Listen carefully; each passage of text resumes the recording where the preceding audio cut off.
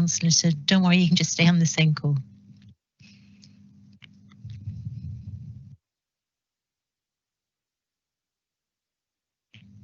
Chairman, I can confirm that the live stream is back on. Thank you.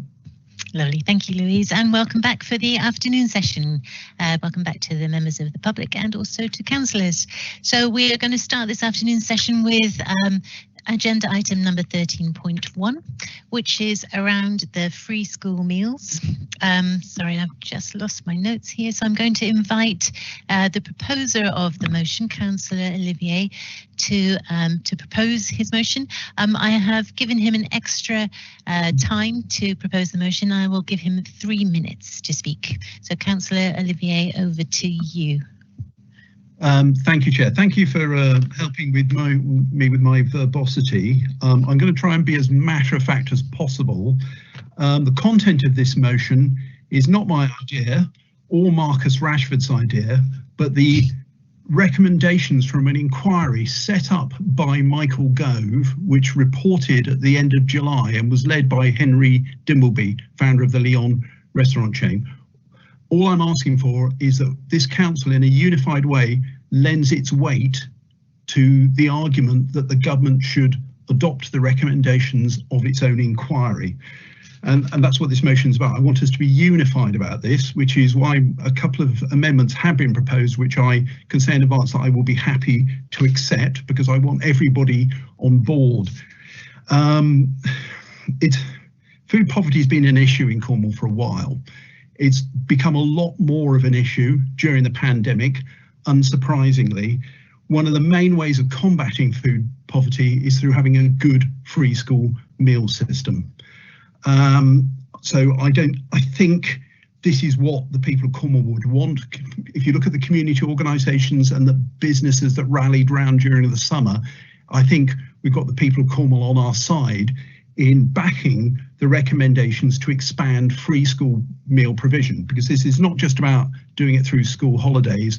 This is about the fact that free school meals currently under the current system are not as accessible as they should be, because there is an income cap.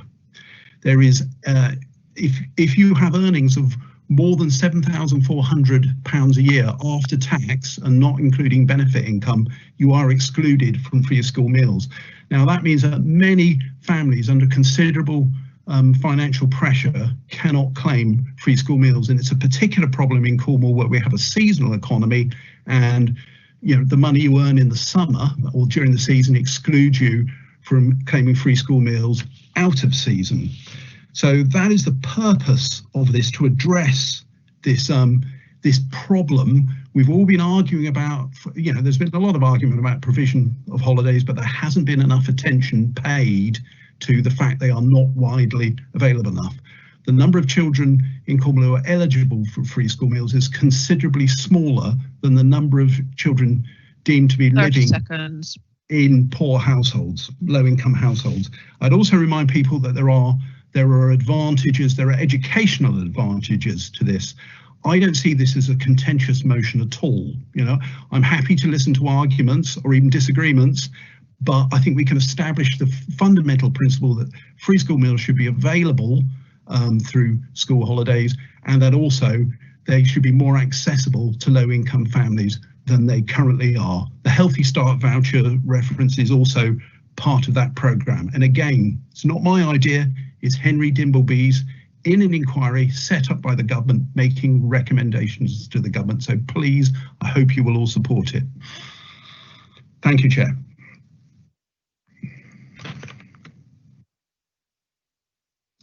Sorry, I just needed to turn my microphone off, but thank you, Councillor Olivier. So I'm going to invite Councillor Barnes to second this. Councillor Barnes? Yes, thank you, Chairman. Okay. Fire away. Thank you very much. I should be quite brief for me. There's a lot of wealth in Cornwall, but also a lot of poverty. And if we can do one thing, that is to enable that our children get at least one decent meal a day, and then we must do that. Inequality in Cornwall is very stark and is most dramatically identified by the number of people using food banks here in Cornwall. Food banks are the only banks in Cornwall that are increasing their capacity in Cornwall. We must do whatever we can for the children in need in Cornwall. Thank you, Madam Chairman. Thank you, Councillor Barnes. So I have been made aware of an amendment that has been tabled, so I'm going to invite Councillor Elliott to explain the reasoning behind his amendment. Councillor Ellenbrook has seconded that amendment. After she has, after I bring her in to talk around her reason for seconding that, I will bring back Councillor Olivier to see if he will take this on as part of the substantive of his original recommendation, so of his original motion. So Councillor Elliott first, please. Thank you, Madam Chair. I'd first like to publicly thank the Together for Families team and our schools in the work they've done for the children of Cornwall throughout the pandemic. I'd also like to thank Councillor Olivier for bringing this motion, and whilst it has my full support, I'd like to propose some amendments that strengthen or clarify some items. I've circulated this amended text to Councillor Olivier, Madam Chair, and the Democratic Services Officer. That it be noted that the government's now given funding for the holiday activities and food scheme as a result of the work done by the Child Food Poverty Group. I'd like to add a clarification to the point that he raises in section 2, part 1, that recommends dropping of the household income. I'd like to make this more clear, explicitly stating the amount of this cap, 7,400 household income per year. And as Councillor Olivier pointed out, many do not realise how low this cap is and how it's cutting some children off from free school meals, but also acting as a disincentive for families on universal credit to take on more work. If a family is on universal credit, the children should be eligible for free school meals. Section 3 asks some important questions, but in the light of the replacement of in-school meals with supermarket vouchers over the lockdown and now upcoming holidays, I would ask that a report is drawn up as to the cause of food poverty in Cornwall and the effectiveness of the current free school meals system, both in holidays and term time, in addressing this within families as a whole. I also ask that the items of section 3 be brought to the scrutiny committee in order to inform Cornwall Council policies and deliver recommendations to government. I also propose that the plans for holidays be in line with the standards for school food in England, which does discuss when children are not in school. And finally, I ask that the council undertakes a social media campaign to encourage parents who use the free school meals application system to ensure that all who are eligible in Cornwall get this important benefit for the children. And I would encourage everyone to support Councillor Olivier's motion and hopefully this amendment. Thank you. Thank you, Councillor Elliott. Councillor Ellenbrook, please, to second the amendment. Thank you, Madam Chair. Delighted to second this. I won't repeat anything. All I will say is that this is absolutely, sorry, excuse me, crumb went down the wrong way. This is absolutely fundamental to the well-being of our children, and therefore we must vote to support this. Thank you. Grand, thank you. So, Councillor Olivier, are you willing to have this included in your amendment? In your motion? Yeah, yes, I would be happy to include it. I think at least a couple of the points raised by Councillor Elliott do strengthen the motion and draw upon his experience as a teacher at a large secondary school in Cornwall. So I think they're, the contributory amendments, the basic they don't interfere with the basic principle that provision needs to be extended in terms of the number of people accessible and that they should continue through school holiday periods as well. So I'm happy with those amendments. Lovely, thank you. So in which case we do not need to vote on them. They will be part of the substantive, so the motion itself. They were circulated to everybody last night. We will call them up on screen later. But before that, I would like to go to Councillor Hawkin, who's the portfolio holder for children and families. And I believe, Councillor Hawkin, I've been given notice that there is a further amendment that you would like to suggest to people. If you could just talk to the amendment at the moment, and if then I will bring in, I believe Councillor Colin Martin is going to second your amendment. So if you could talk only to your proposed amendment, then I will bring in Councillor Colin Martin, and I will go back to Councillor Olivier to see if he's willing to take on these as part of his original motion as well. So Councillor Hawkin, please.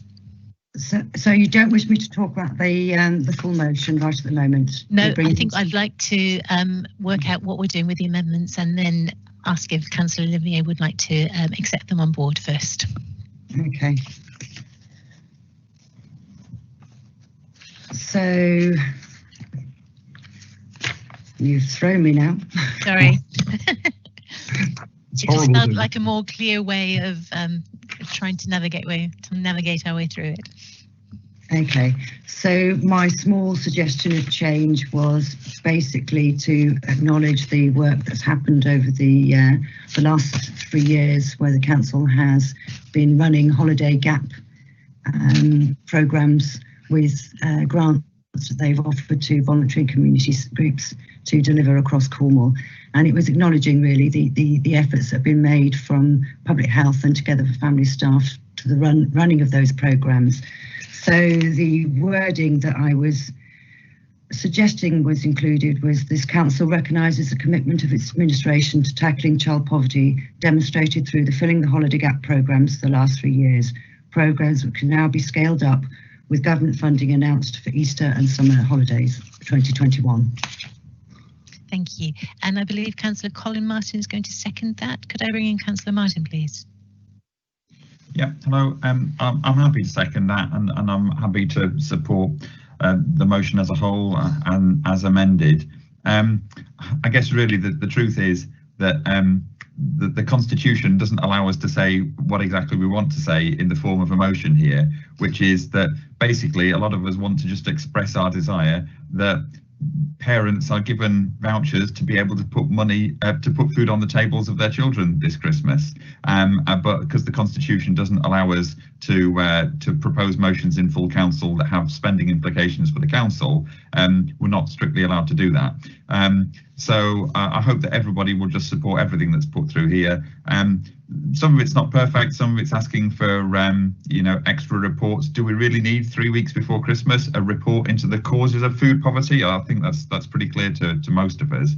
But I'm happy to see the most important thing is the decision that's been circulated to us this morning, where Councillor Hawkin has said that she will be distributing money through the schools directly to make sure they've all got the money they need to make sure all their children can be fed over Christmas in the way that's most appropriate in their setting, mostly using vouchers that are tailored to their local shops.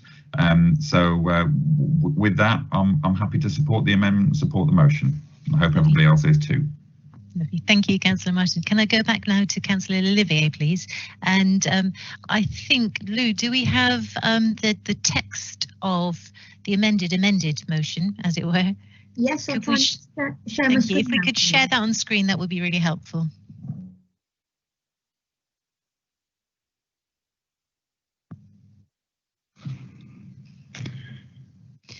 So the portions are highlighted in yellow are the portions as suggested by Councillor Elliott and Ellenbrook. And then I believe with Councillor Hawkins' suggestion, there will be an extra. I think Councillor Hawkins' bit is at the top. The top. Can we go back up to the top, please, Louise? Oh no, Chairman, sorry, it's at the Chairman, bottom. we've added Councillor Hawkins' element at point 6, but it could equally be moved up to point 1. But obviously that's a matter for the proposer of the original motion. Yes, so currently it is listed under point 6, and I'll just read it out. It says, this council recognises the commitment of its administration to tackling child poverty, demonstrated through its, I don't think we need that of, through its Filling the Holiday Gap programmes for the last 3 years. Programmes which can now be scaled up with the government funding announced for the holiday periods of Easter. I first ask if you're content to take this on board as part of your original motion. Yes, I am, and I think it's because I've never wanted to cast in question the commitment of children's services to alleviating food poverty in Cornwall. So I'm very glad to have that recognition included. Okay, thank you. And do you have any views about whether it should be number 1 or number 6, or? Let's leave it at number 6, otherwise it's going to get really complicated. Yes, indeed. Okay, so councillors, I hope you are following what is now the actual motion as was just put up on the screen just now. So now that we have got through to a point where we understand what the motion is, I'm going to invite some speakers. So first of all, I'm going to go to Councillor Hawken as the portfolio holder to speak to this, please. Thank you, Chairman. I shall try and make sure that I don't repeat the bit that I've just done. Sorry, Councillor Hawken, I just need to go back. Sorry, Councillor Barnes, I also need to check with you that as a seconder of the original motion, I needed to check with you, Councillor Barnes, that you are happy with this as well. If it's good enough for Councillor Olivier, it's good enough for me. Excellent, yeah. Thank you. Thank you. That's the answer I was hoping for. Right, okay. Sorry, Councillor Hawken. We're in danger of all agreeing here. This is it's good stuff. Okay, so child poverty, it's bigger than food, encompasses good jobs, quality housing, clean air, has been part of the DNA of this administration. And food is more than having the ingredients. You need the power to cook it, the space to prepare food physically and mentally. Marcus Rashford, amazing. He's led a huge conversation about families and food that has laid bare the issues and done so without judgment and with humanity. My purpose in commenting today is to make clear the position as portfolio holder. Firstly, Christmas. Council has developed plans for children receipt of free school meals through the forthcoming Christmas holidays in dialogue with education and representatives from schools. We'll be offering funding to schools at £15 per child for the purchase of vouchers for the outlet that makes best sense for their locality. This costs approximately £400,000, but will be funded from the new government COVID winter grant scheme. Food banks tell us this will relieve their pressures. Next, the Child Poverty Task Force with Marcus Rashford asks of government. Cabinet fully endorsed, and indeed the leader and myself said so some weeks ago. I would note the government commitment to free school meals provision during the longer holidays is long overdue. I'd go back to the 2017 bill by Frank Field, which led to some years of piloting food and activity schemes during the summers. Cornwall made applications for the last couple of years unsuccessfully. Ensuring children are fed during the holidays shouldn't be left to a limited competitive bidding process for local authorities, and we welcome the full funding for Easter and summer. Longer term commitment is needed. Prior to government funding, we have run holiday activity and food programmes for the last 3 years, with grants to community and voluntary groups across Cornwall. Thank you to Councillor Olivier for indicating he would be amenable to the changes to the wordings. I'd also like to take the opportunity to pay tribute to councillors, many of whom have worked tirelessly in the food insecurity arena, both before and particularly during the pandemic. The chairman herself has created the Saltash Food Alliance, pulling together organisations in this territory and making sure there is no gaps in provision. I have some further asks of you in the coming days, councillors, in the coming days, weeks and months. Rashford's intervention means that Healthy Start vouchers will increase in value in April. However, we've seen an increase of approximately 30% eligible for those Healthy Start vouchers, but not the same increase in take-up. We have 51% compared to 70% last year, so your help in promoting those would be appreciated. Support the motion. I think this is a rare moment when hopefully we'll have unanimity around doing the right thing for the children of Cornwall. Thank you. Oh, I'm getting a bit of feedback. Could we just... Lovely, thanks. Thank you. So I am just going to go back now to Councillors Elliott and Ellenbrook to see if they wish to make any further comment to add to what they originally said, because I'm conscious I asked you just to speak to the amendment. Is there anything you wish to add? First of all, Councillor Elliott. No, I think I welcome the fact that Together for Families has worked consistently over the years, and that shows why it has its excellent Ofsted rating. So it does work for the children of Cornwall, and I think we should be proud of the team. Absolutely, absolutely. Thank you. Councillor Ellenbrook, is there anything you wish to add? No, just my support for the entire recommendation, Chairman. Okay, thank you. And so before this, before the meeting, I had 3 councillors who had given me their names that they wished to speak, and they were Colin Martin, Jackie Bull and Loveday Jenkins. So I will go back to them first. I suspect Colin Martin may have said everything that he wishes to have said in supporting the amended amendment. But Colin Martin, I'm giving you the floor if you wish, if there is anything further you wish to say. You think I might have more to say, Chair? No, I've said plenty. I'm glad we're all on the same page. Grand, thank you. So Councillor Bull first, please, and then Councillor Jenkins, after which I will open it up to the floor. Councillor Bull. Thank you very much, Chairman. When I saw this motion first, I thought at first it seemed unnecessary, as I and the proposer, I believe, have every confidence that, as they should be, Cabinet member and officers are working tirelessly already on this vital issue, and I'm glad that's true.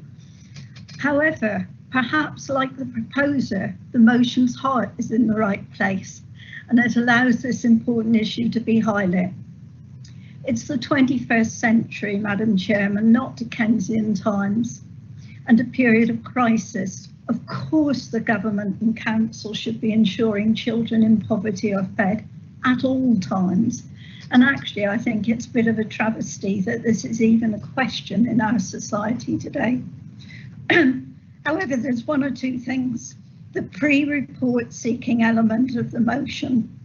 No, let's have our officers' time spent working on ensuring every child in need is fed via the most effective route, not spending time on bureaucratic report writing at this stage. But let's have a report after Christmas telling us take up and any identified gaps.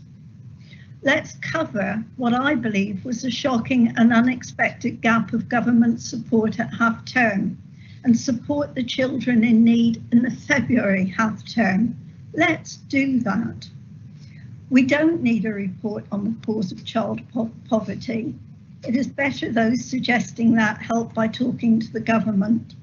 The cause is not only the income cap, but universal credit is £95 per week to run a home and family in crisis. Who can do that? In my opinion, there's never been a more important issue in front of us. Thank you, Councillor Olivier, for bringing it. Thank you, Madam Chairman. Thank you, Councillor Bull. Councillor Jenkins, please. Thank you, Madam Chair. I'd just like to endorse everything that's been said so far. I do think that we recognise that everybody's working as hard as they can to try and improve things, but there is a significant gap. And actually, you know, Marcus Rashford has highlighted that gap and put pressure on the government to actually recognise that, which I think is very, very helpful. I'd like to really just pay tribute to you know, all the people who've been working hard for children, ensuring that children have access to food in the holidays as well as in school, because I know that it's not, as a school governor, I know it's not just been the officers and the Together for Families and Public Health, but also teachers, teaching assistants, other people within schools. I know of cases where people in school, staff in school, have bought food out of their own pockets to take to families in need before the voucher system kicked in the first lockdown.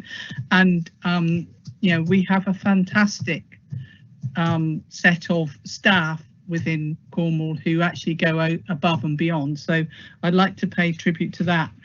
However, I do have to say it shouldn't come to that.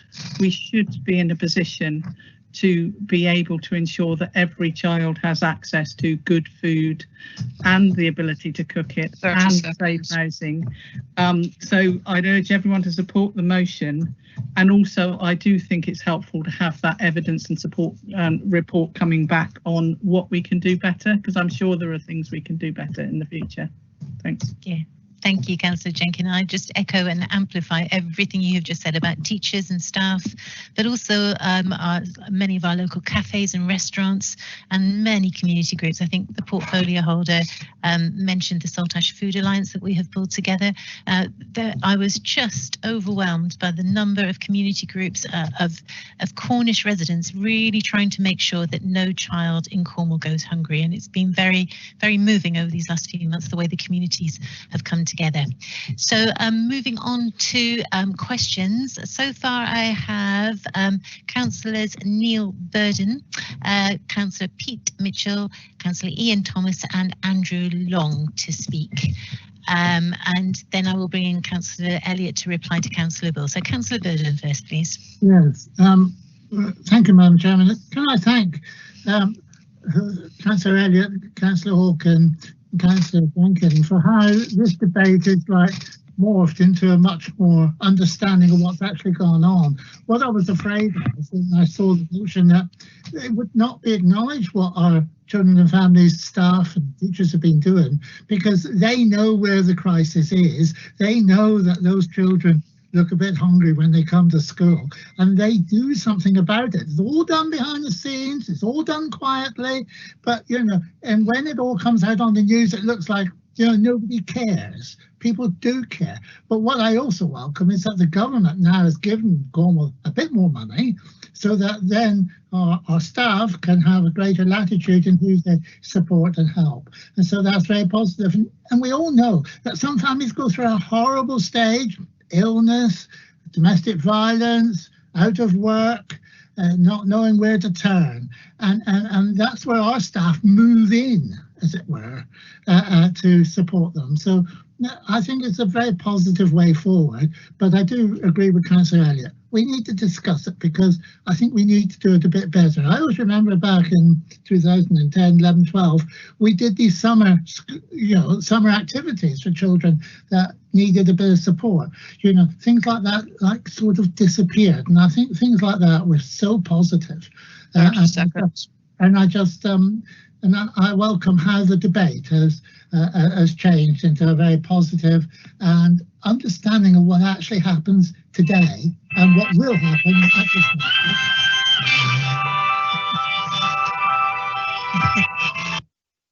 Thank you, Councillor Burden. That was not my phone.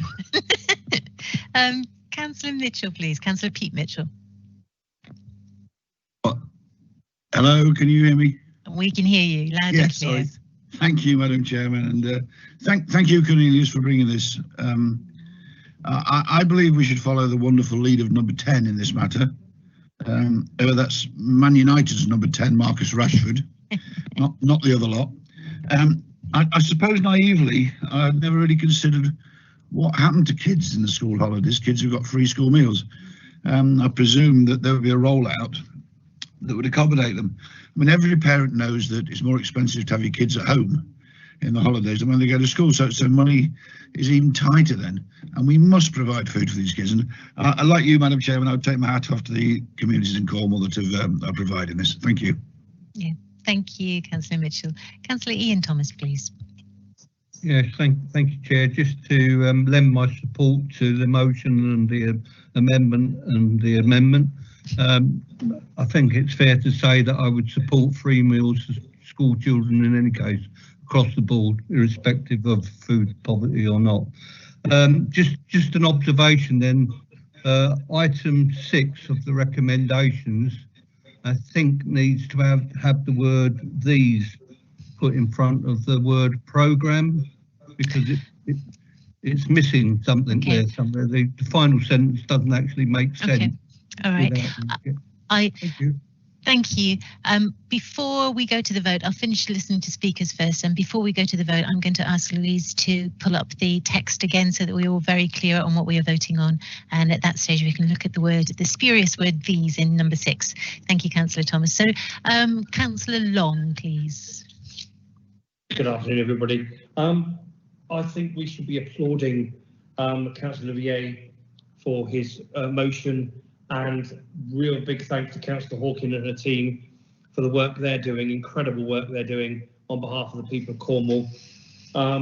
Biggest applause of the day must go to Marcus Rashford. Man United is not my favourite team, but a young man who's taken it upon himself to start this campaign and move this campaign forward, I think should be commended. We're very easy to criticise young people, but when somebody is actually taking the effort to do something, I think they really do need to be applauded and supported.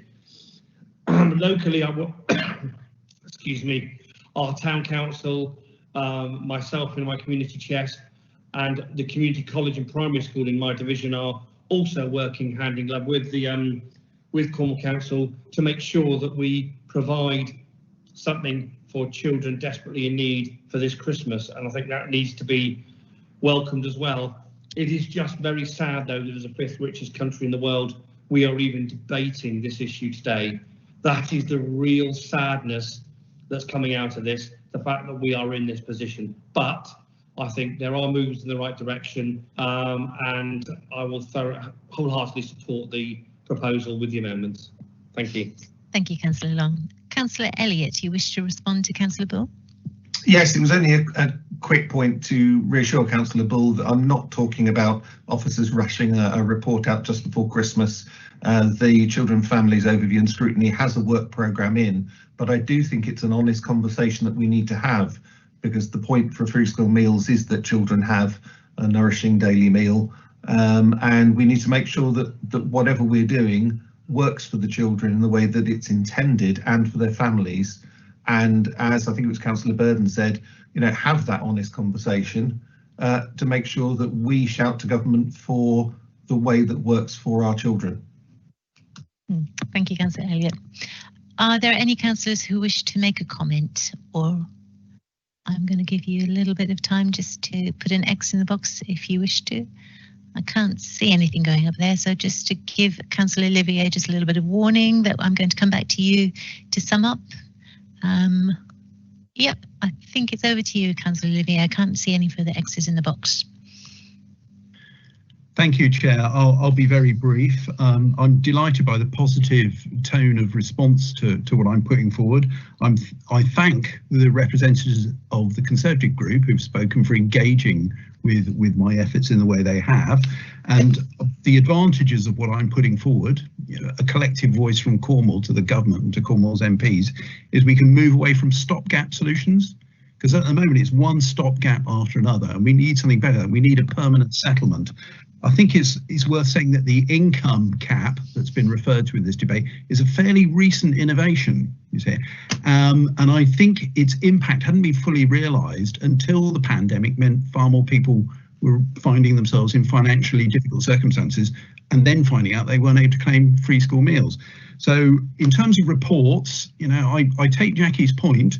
I actually think one of the bits I'm asking for, where we actually get some information about how many people how many households in Cornwall will benefit from the changes that I'm proposing, that I'm recommending to the government.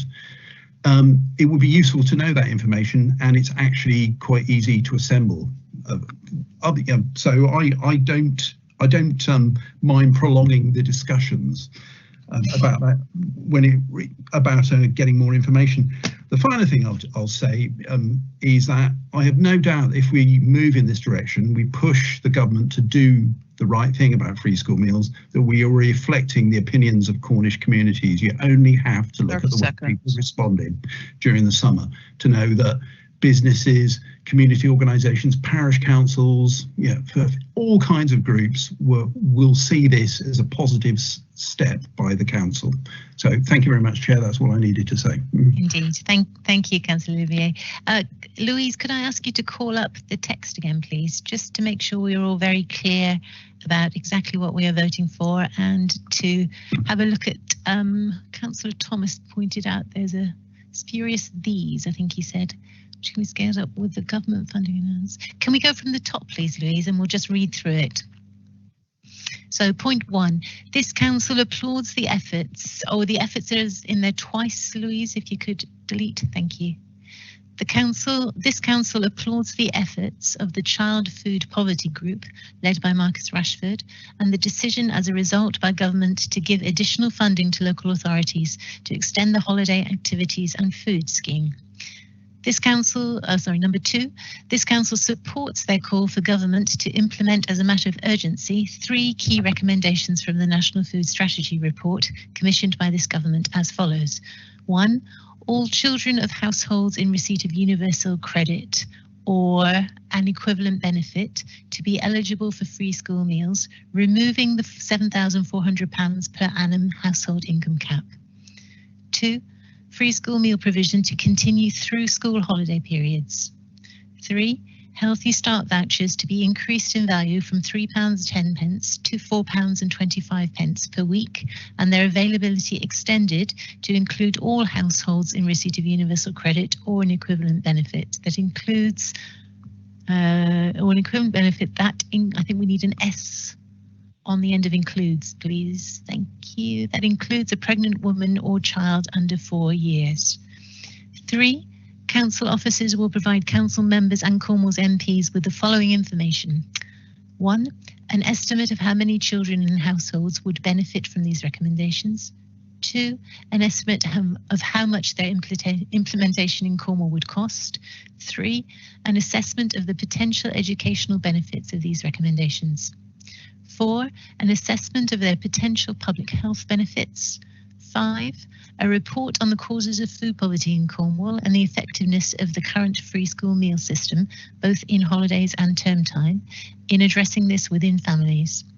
That these reports be brought to CAFOSC in order, Children and Families Overview and Scrutiny Committee, in order to inform Cornwall Council's policies and deliver recommendations to government. 4.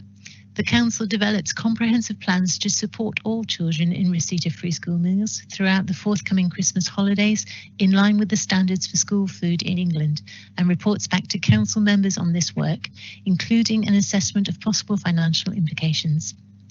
5. The Council undertakes a social media campaign to encourage parents to use the free school meals application system on that address to ensure that all who are eligible in Cornwall get this benefit. 6. This council recognises the commitment of its administration to tackling child poverty, demonstrated through its Filling the Holiday Gap programmes for the last 3 years. Programmes which can now be scaled up with the government funding announced for the holiday periods of Easter and summer 2021. Councillor Olivier, are you content with that? You're on mute, but I think if you nod, that will be fine. You're not going to stop me speaking, Chair. Right, I'm happy to submit my wording to the grammatical judgment of the Democratic Services Department, who are better qualified to do it than I am. So I'm fine with that. I'm happy everybody's on board. I think it's a good, it's a long motion, but it's a good motion. And it's a good motion on which to finish this year. This will be our very final vote for 2020. And hopefully it looks like it might even be unanimous. Now, wouldn't that be a great Christmas present? Mel, Chair. Monitoring Officer, could I bring you in, please, for the final roll call of 2020? Chair, before you do, the point I was making was that last sentence should begin with the word "these" before the programme. Otherwise, Lou, could you bring it back up again, please? The last sentence is incomplete without the word "these" in front of programmes. Hang on. Correct. These programmes. That's correct. Got it. Thank you. Right. Thank you. Thank you. So we are moving to the vote then, please. Mel, I think. Oh, Pat. Sorry, I was going to say, Chair, Pat Rogerson. Pat Rogerson, I'm going to bring you in because you are the chair of the Children and Families and Overview and Scrutiny Committee. Thank you. I wasn't going to speak apart from to echo what Jackie had said about the amount of assessments being done. Let's have dinners, not documents, but nevertheless, I just want to clarify, because I hadn't seen up until this moment the addition from Sally. So I hadn't had sight of that, and I'm just concerned, and I just want to clarify, is this funding all going to be spent via the holiday hunger scheme, because I'm conscious that, or at least I thought it was a volunteer scheme, and there will be some areas where that's not functioning. And I'm thinking of tiny rural villages maybe where there isn't that available. So I just need to be reassured that there is some flexibility in the way that it might be vouchers, it might be that we are flexible so that we can reach every single child. Can I just have reassurance about that, please, Chair? Thank you. Thank you. I think if I can call on Councillor Hawking on that point. Thank you. So there might be a difference between what we do this Christmas and what we might do in February or Easter or summer. I'm hoping that we get to a point where we're post-pandemic, and that for Easter and summer we can organise programmes in the way that we have done the last couple of years, which would include activities as well as food.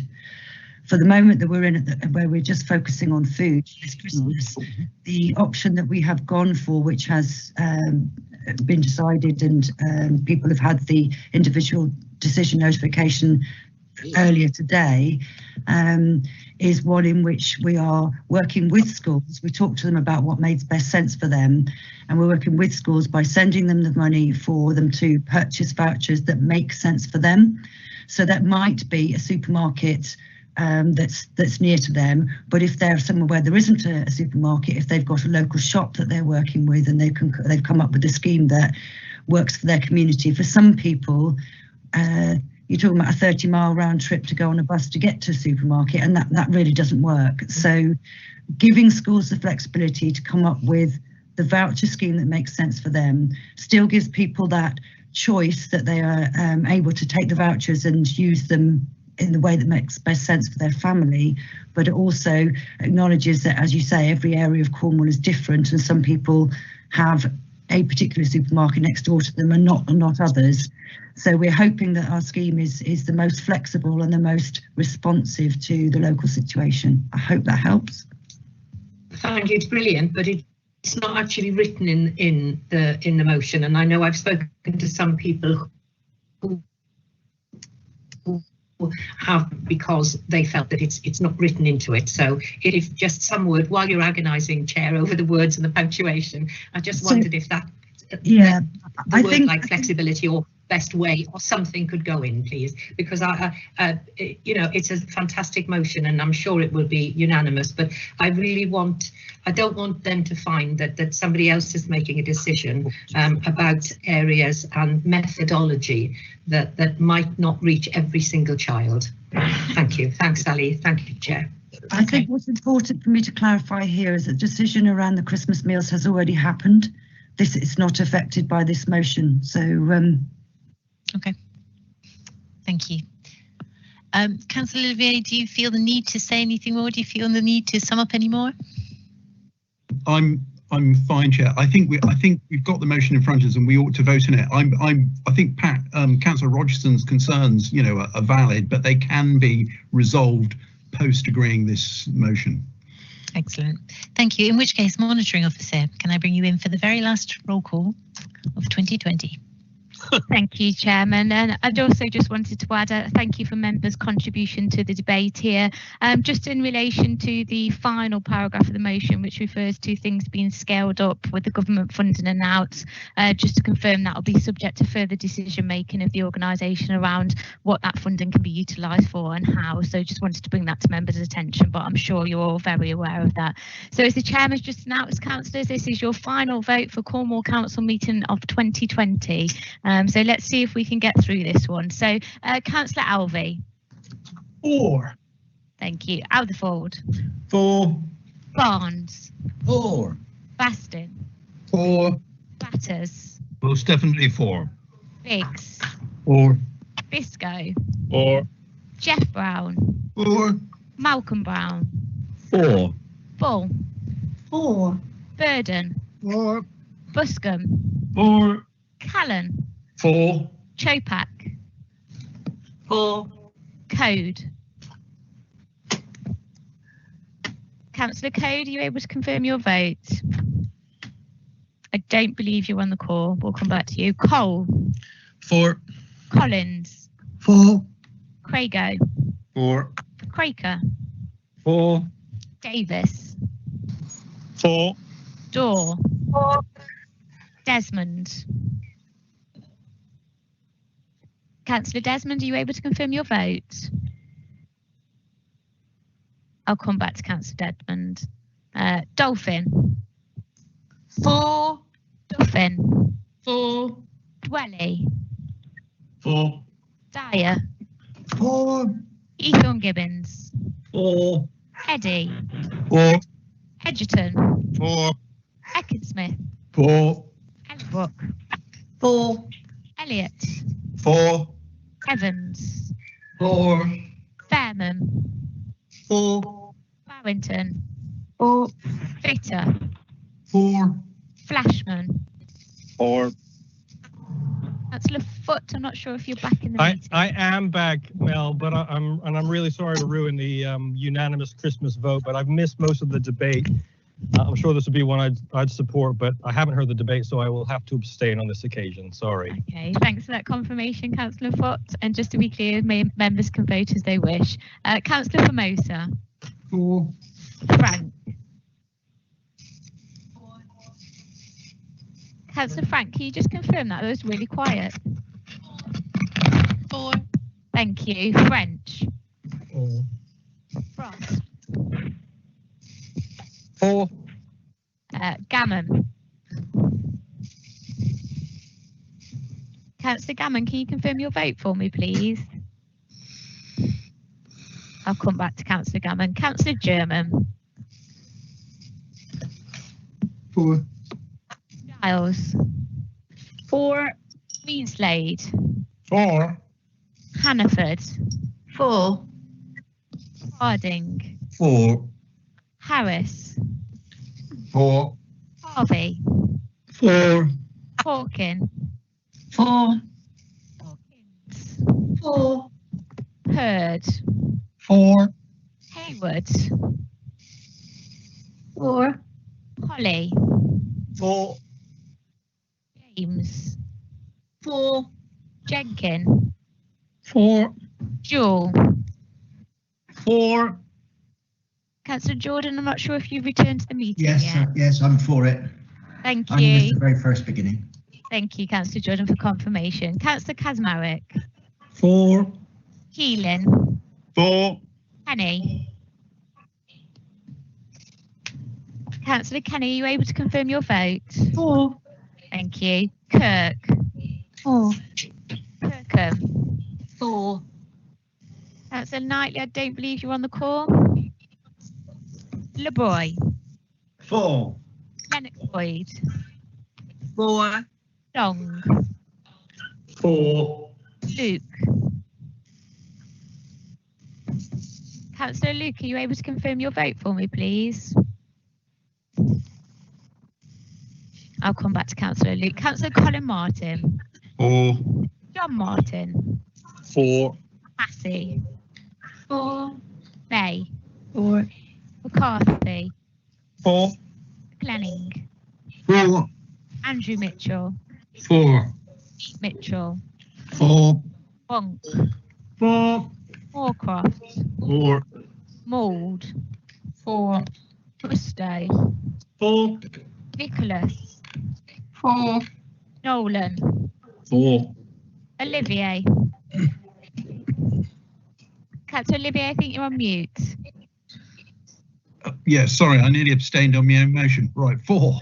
Thank you, Councillor Olivier. I could lip read, but I didn't want to take that risk. Adrian Parsons. 4. David Parsons. 4. Jane Pascoe. 4. Lionel Pascoe. 4. Painter. 4. Pollard. 4. Pugh. 4. Rand. 4. Don't believe Councillor Rich has returned to the call. Councillor Rogerson. 4. Councillor Rochell. 4. Ralph. 4. Rule. 4. Rushworth. 4. Sornby. 4. Saunders. Seaver. 4. Simmons. 4. Hamlin. 4. Taylor. 4. Ian Thomas. 4. John Thomas. 4. Mike Thomas. 4. Toms. 4. Howell. 4. Buddy. 4. Tudor. 4. Burr. 4. White. 4. Peter Williams. 4. Wills. 4. Wood. 4. Right, members are just going to take final call from votes. I can see some of you have been putting them in the chat bar, but I do need you to say them out loud. So final call for Councillor Code. No revote recorded. Final call for Councillor Desmond. I hope you can hear me. 4. Yeah. Wonderful. Can you see me? 4. We don't need to see you. We can hear you, Councillor Desmond. Councillor Gammon, final call for your vote, please. Oh, perfect. Regrettably, I would like to support it, but I have to abstain because there are several elements in there I cannot support. So I'm sorry, Councillor Olivier. Thank you, Councillor Gammon. Councillor Luke, I can see you're on the call. Can you confirm your vote for me, please? Yes, back again. Yes, 4. Thank you very much. Thank you, Chairman. That concludes the roll call for the vote. The Democratic Services Officer will confirm that outcome in a second. Thank you, Chairman. I can confirm that that vote was carried 111 votes for with 2 abstentions. Thank you.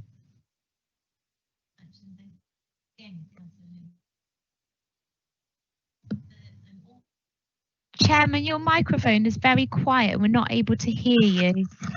It might be because I've got my microphone up here. I've moved it down now. Thank you, Monitoring Officer. So thank you, Councillor Olivier. Thank you, councillors, for the very collegiate, very cohesive way in which we have all looked at this together. And I think this is a clear demonstration of how we can all work together for the best of the children in Cornwall and make sure that no child goes hungry, or try to make sure that no child goes hungry at Christmas and beyond. So I'm now going to move on to agenda item number 14, which is questions from members to members of the Cabinet. So members will be aware that the Council agreed a period of 60 minutes be allocated for questions from members to the Cabinet. Members are not required to give advance notice of their questions. Please put an X in the box. I can see some X's are flying in already if you have a question you wish to ask, so that the Vice Chairman can make a note of your names. Could I ask that each member identifies which Cabinet member their question is for?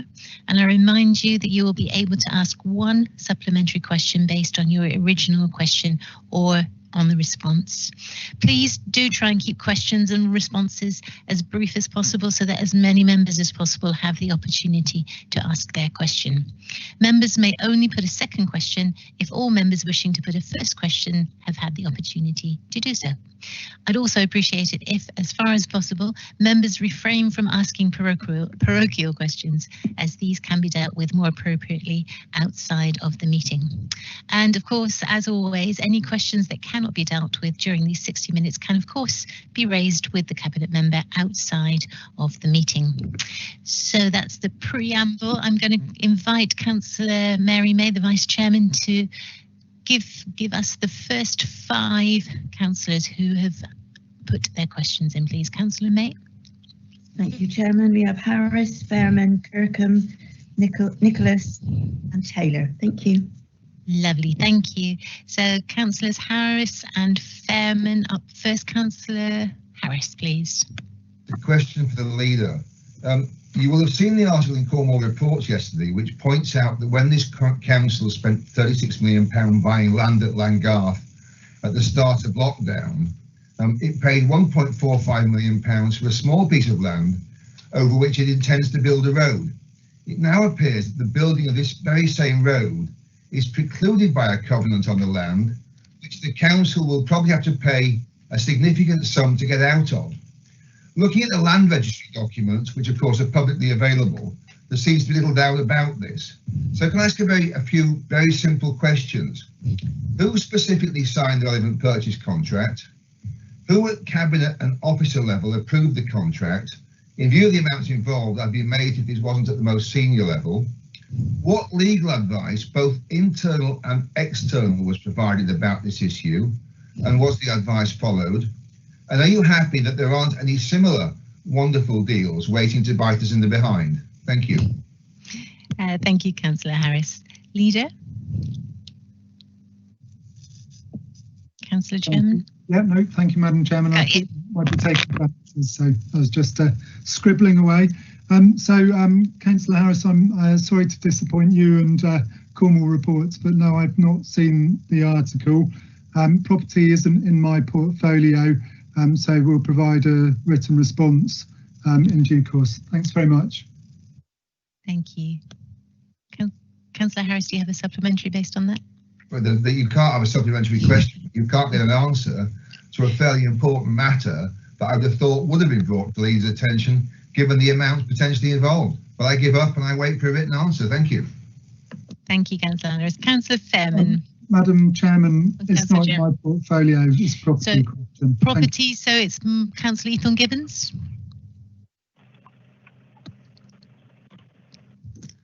Councillor Eathorne-Gibbons, could I bring you in, please? Certainly, there's nothing more I can add at this point in time to what the leader has said. We'll arrange for a written reply to go to Councillor Harris. Okay, thank you, Councillor Eathorne-Gibbons. Councillor Fairman, you're up next. Thank you, Chair. So my question is for Councillor Brown. Some time ago, Jeff, you mentioned extending the carer parking permits to our fantastic district nurses. Has there been any progress on this, please? Councillor Brown. Thank you, Councillor Fairman, for your question, and you're absolutely correct. It was as long ago as last spring that I was pushing to try and get the permits extended to the district nurses. The delay was in obtaining the details of which district nurses required passes from the NHS, and then obviously COVID has delayed everything. But only last week I heard that we've now received the information from the NHS that we need, and I'm optimistic that we should be getting the passes out at the latest by mid-December, if not a little bit earlier. So happy Christmas for our great district nurse team. Happy Christmas indeed. Councillor Fairman. No, that's fantastic news. I'll go and inform the wife. Thank you. I see, a vested interest here. Councillor James, please.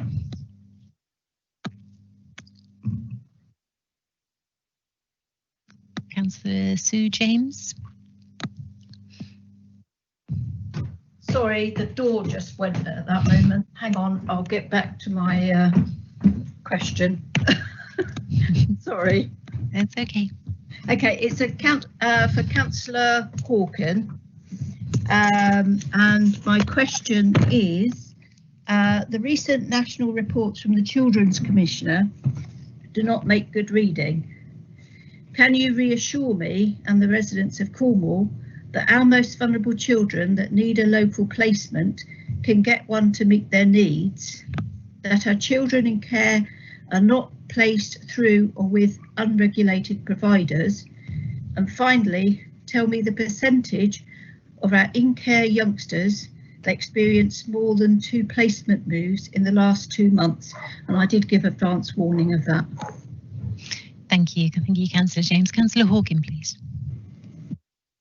Thank you, and because it's got quite a lot of bits to that question, I'm going to rattle as quickly as I can through as much of the information as possible. So in terms of sufficiency, we have a commitment to keeping children in Cornwall and only consider placements outside of Cornwall when children have complex needs. That means there are no placements in Cornwall available to meet their needs, or where there are specific circumstances for the child that means that this is in the best interest, e.g. being placed with the doctors to secure permanence or moving to live with extended family kinship carers. At the end of October, there were 486 children in care. 406 of these are placed inside Cornwall. Heads of service regularly review the circumstances of all children placed out of Cornwall and review how we can return children to more local placements. It can be very challenging to find suitable placements, particularly teenagers with complex needs, in a context where nationally and regionally the number of children in care has risen significantly. However, the majority of children in care in Cornwall are placed with our own in-house foster carers, and we have a much lower proportion of children in independent foster placements and residential care than most local authorities. This supports better outcomes at better values. One of the important ways of maintaining sufficient placements is to make sure the right children come into care for the right reasons and in a planned way. We have developed innovative preventative services focusing on earlier intervention of need and effective early intervention to enable families to stay together and thrive together and prevent unnecessary and inappropriate entry to care. This has suppressed increase the number of children in care and the associated high cost for the council to a significantly lower level than the majority of local authorities, despite Cornwall having much higher levels of declaration. In terms of unregulated provision, 30 seconds. I am going to need to finish the answer to the question or submit to Sue in writing. Unregulated provision is allowed in law. This is where children, usually of the age of 16, need support to live independently rather than needing full-time care. Ofsted endorses the use of unregulated provision as a stepping stone to independence when it is in the child's best interest. For many children, it's the right choice. Some 16 and 17-year-olds do not want to live with foster parents or live in a children's home. For some unaccompanied asylum-seeking children aged 16 and 17 years, this can be the right option too, but not for all. In line with this, we do use unregulated provision where appropriate. Our in-house 16+ supported lodgings provision is unregulated provision. We do not use unregulated provision for children in care under 16 years old. Our in-house supported lodgings provision has a robust assessment and approval process to select providers who can provide safe, secure accommodation, support vulnerable young people during their placements, and help them develop skills they will soon need to live independently. Our statutory returns on placement stability show that 12.1% of our children in care experienced 3 or more placements during the year 2019-2020. This has been a priority area of improvement and is a marked improvement compared to previous years. The key factor in this improvement has been our investment in specialist multidisciplinary placement support team. Case audits show that in about half of these cases, these are positive moves to achieve permanence.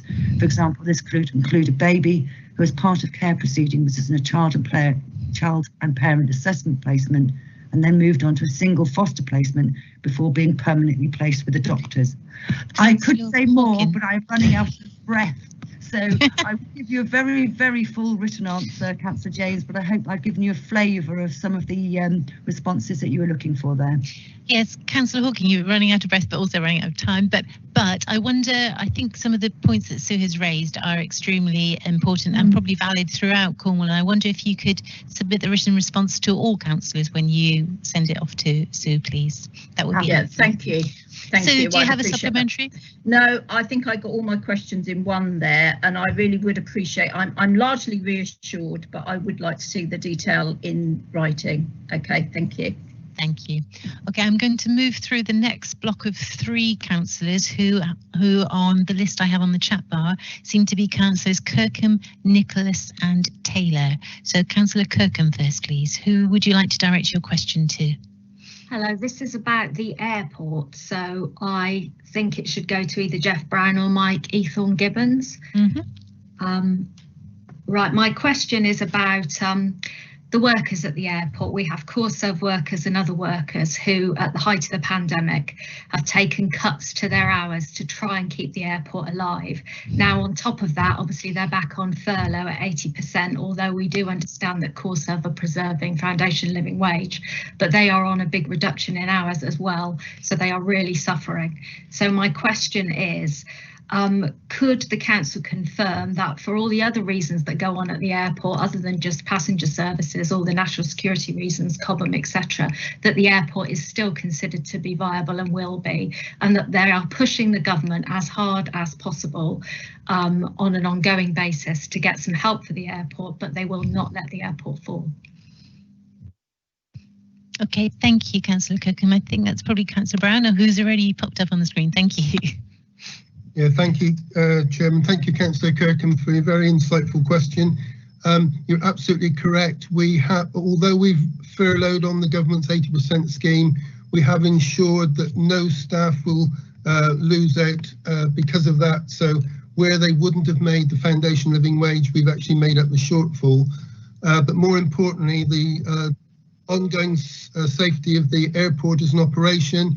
I've just heard informally, and I still await the detail, that the government have just announced that airports will pay no business rates this year. That will give us a financial shot in the arm, estimated in the region of £500,000. So that'll be a really welcome addition to the airport, and we have taken significant precautions to make sure that our losses don't go further than they have already. Thank you, Councillor Brown. Councillor Kirkham, do you have a follow-up on that? No, just very quickly. Yes, thank you very much. I do understand about the foundation living wage. It's just to say those members have already taken big cuts in hours and they are struggling. So as much reassurance and help as can be given, the better. Did you want to comment on that, Councillor Eathorne-Gibbons?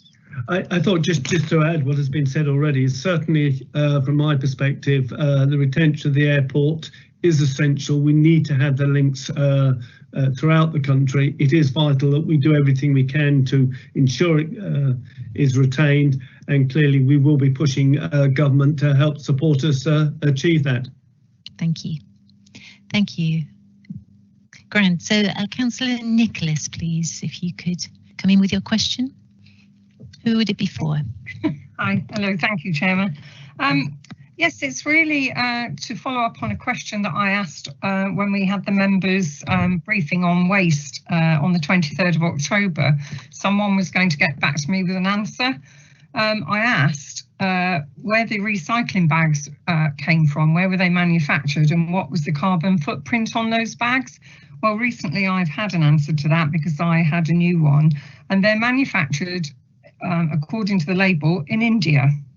So my question really is probably to Councillor Nolan, but I'm not sure if he's on the line or not, is that as a council, given that we are supposed to be promoting green and we're supposed to be going carbon neutral, could I have some reassurances that these bags will be sourced from the UK in future and not put us through such a large carbon footprint and bring them in from other countries?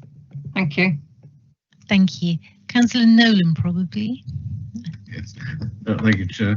Councillor Nicholas, I hadn't seen that response that was given to you. I'll go away and look into it because we're about to order quite a lot of recycling bags and recycling equipment, and I absolutely agree we should be looking to source them in the UK if we possibly can. So I'll go away and look into that and give you a response.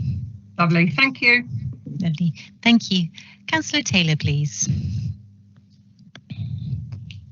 Thank you, Chair. If I may, I'll just do a quick update and then ask my question. But the government have confirmed that airports across England will be able to apply for up to 8 million in January to cover its business rates for 21/22. My question, I'm going to direct it at the leader, if I may. At the start of the pandemic, most hospitals or the management of hospital car parks made a decision that they were going to waiver the car parking charges for staff. Now, I've been advised that the staff at NHS Treliske have received notification that these charges are being implemented even as we speak. And we're not out of the pandemic. We come out of lockdown on the 2nd of December. But I'm going to ask the leader, whatever influence he can bear on the management company of the car parks at Treliske, they really look again at this decision. We've spent all summer clapping and thanking the staff at NHS Treliske, and to me this is not the right move to show appreciation. So I'll wait to see what our leader says. Thank you. Thank you. Councillor German, please. Thank you, Chairman. Thank you, Councillor Taylor, for your question. As you recognised in your question, not part of, not something that's in my control, but I'm happy to make that point to Kate Shields and RCHT. Thank you. Thank you. Thank you. Thank you, Councillor Taylor. So the next block of 3 councillors that I can see in the chat box are Councillors Desmond, Councillor Malcolm Brown and Councillor Barnes. So Councillor Desmond first, please.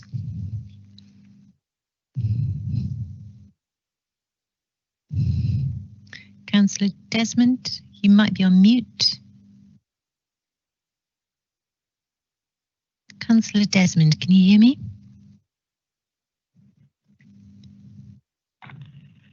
Thank you, Chair. Can you? I've been having some trouble with my internet connection. Can you see?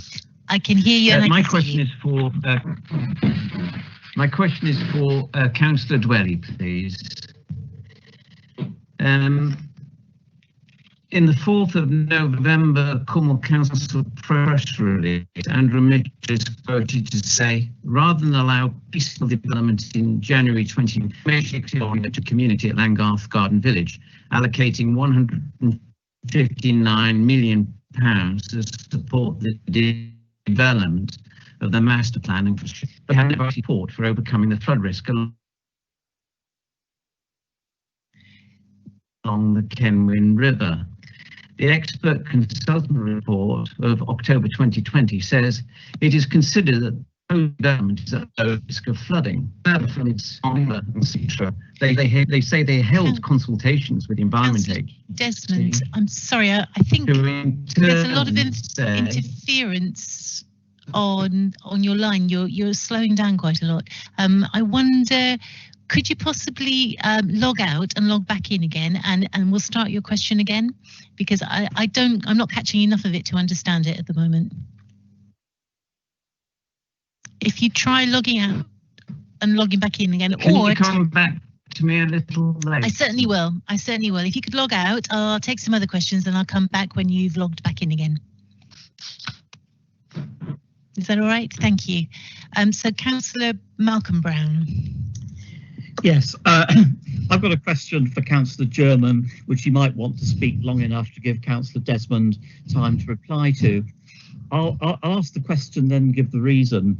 I was wondering if he could give his view about the role of officers within the authority and the relationship between officers and the administration, and indeed between officers and the council generally. The reason I'm asking this is that I was very shocked by comments by at least 2 councillors this morning, which were really implying officers were not conducting themselves properly in the way of conduct and their role, and equally not doing their job up to the standard that we would expect. Now, I think this is totally wrong, and to me it came very close to harassment and bullying, which we're seeing a lot of in government at the present time as regards the relationship between the government and civil servants. So I was wondering if Councillor German could just tell us what he thinks the proper role of officers is and how well he thinks that's being fulfilled at present. Thank you, Councillor Brown. Councillor German, please. Thank you, Madam Chairman. Thank you, Councillor Brown, for your question. So absolutely, I think some of the comments earlier were misplaced, to be charitable. I think the role of councillors and officers is well defined. Councillors set policy and strategy. Officers deliver that policy and strategy. The head of paid service, our chief executive, is tasked with making sure that that's what the workforce do to carry out that function of delivering our policy and strategy, as we've just resolved today. And of course, they assist us in the formation of new policy and strategy when we're thinking about, we've had the Tamar Bridge withdrawn today, but when we're thinking about what we're going to do to bridge that funding gap, then we're advised by officers, but councillors take that decision. It's up to councillors to set the policy and strategy. So it should be a harmonious working relationship, hand in hand. We've got our separate roles, and I believe that that's well understood and carried out. And officers don't only support the administration in terms of advice. I know that there's regular meetings with the Conservative group and officers as well, and they're also advised by officers as to whatever the Conservative group are asking questions. I'm sure that's the same for other members as well. So I think it's clearly defined, and officers been carrying out a fantastic role delivering for our residents during the pandemic, as they always do. And I'd like to put on record again, my thanks for all that they're doing to support our residents at this time. Thank you, Madam Chairman.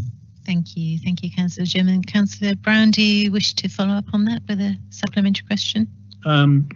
Not a supplementary question, just an observation that I'm pleased I gave the leader the opportunity to say that, and I endorse everything that he said. Thank you, Councillor Brown. Luke, could you advise if Councillor Desmond is back on the line? I believe he has joined us again. Councillor Desmond, could we try your question again, please? Thank you, Chair. I'll just use the microphone for now. Can you hear me? We can hear you really clearly this time. And yes, I think I advise you not to turn the camera on. I think it would help with the quality of the sound. This is one of the problems with this. You don't get to see the body language that goes with some of this when you... It's difficult, However, isn't it? It is. I can see your body language and I really enjoy it. Oh, thank you.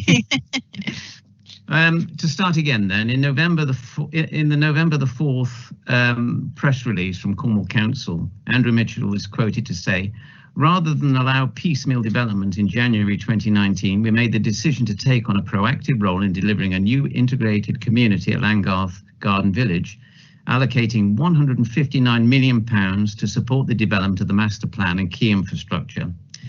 But we have no Environment Agency support as of today for overcoming the flood risk along the Kenwyn River.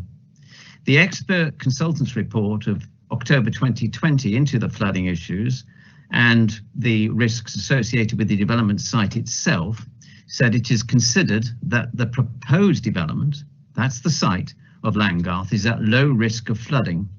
However, on the flood risk from the development site downstream along the Kenwyn River and consequently to Truro, they say they had held consultations with the Environment Agency, who in turn reported on the 31st of August 2020 that they were concerned on the performance and safety of the New Mills Dam and the River Kenwyn flood storage area. Councillor Dwelly, do you agree with me that the Environment Agency report is fundamental to the viability of this development, and that one could expect and anticipate some rather huge costs that would arise because of the risks of not having the Environment Agency approval at 30 seconds. In terms of upgrading and maintaining the New Mills Dam safely and any other features that might be required along the River Kenwyn to prevent Truro becoming flooded once again? Thank you, Councillor Desmond. You came through really clearly that time. Councillor Dwelly, please.